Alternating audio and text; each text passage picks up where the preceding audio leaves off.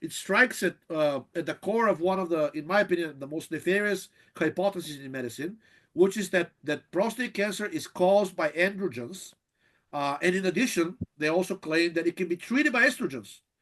Now, if you look at people who have prostate cancer, you immediately realize that these people are not exactly highly virile men pumped full of testosterone. They're 60 plus usually, right? They have a beer gut.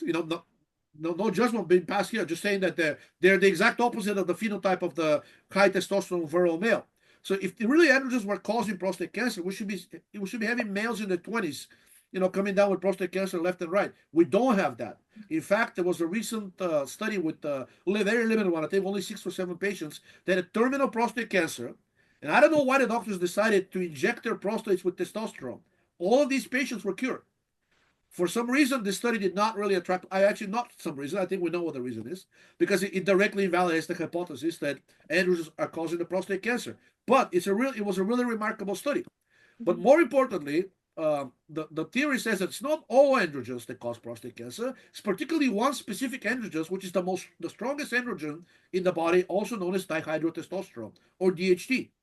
Uh, just a cursory glance at the literature and the experiments done initially with prostate cancer in the early 20th century, and then how it progressed, it immediately shows you that at best this theory is incompetence, and at worst it's malicious destruction of males. So I said, how can we disprove it?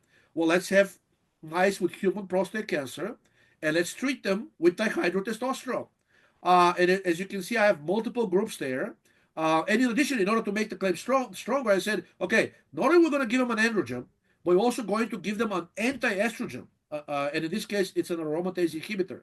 So there are multiple groups, as you can see in that study, but the group getting DHT plus the aromatase inhibitor already has a tumor volume of 0. Not only the tumor never grew from the very start after it was being implanted, it directly started diminishing. And now I think you have 2 or 3 animals that are already cured. And the two groups which we have full cures are, one group has the androgen DHT plus the aromatase inhibitor exemestane. In other words, an androgen plus an anti-estrogen.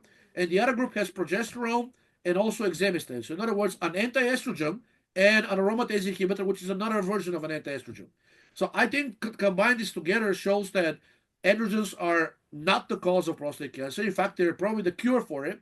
And the patients getting castrated physically and chemically, usually by given estrogens and some other even more nefarious drugs, are actually being butchered. I don't see how else this can be phrased. They should not have their androgens being decreased.